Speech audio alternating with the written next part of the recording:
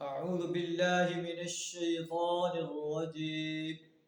بسم الله الرحمن الرحيم. ولقد مننا على موسى وهارون ونجيناهما وقومهما من الكرب العظيم ونصرناهم فكانوا هم الغالبين. صدق اللہ العظیم. سورہ الصافات آیت نمبر 114 تا 116 آپ کے سامنے تلاوت کی.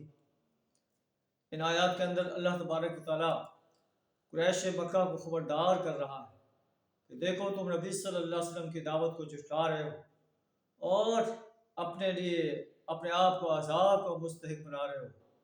ہم نے موسیٰ علیہ السلام پر اور ہارون علیہ السلام پر بھی احسان کیا تھا.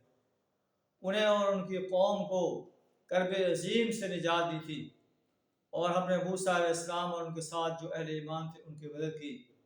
ہم اب بھی نبی صلی اللہ علیہ وسلم اور آپ کے ساتھیوں کی مدد کریں گے.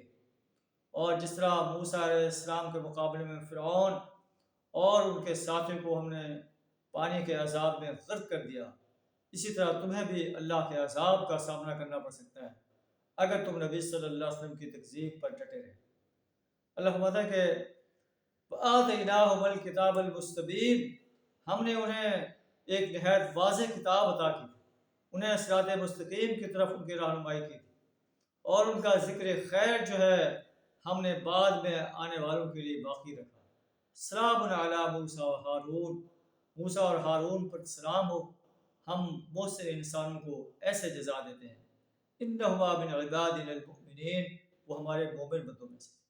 اللہ تعالی ہمیں بھی سچا مومن بندہ بننے کی توفیق عطا فرمائے، شرک کفر اور نفاق سے اپنی پناہ عطا فرمائے. وآخر دعوانا الحمد للہ رب العالمین.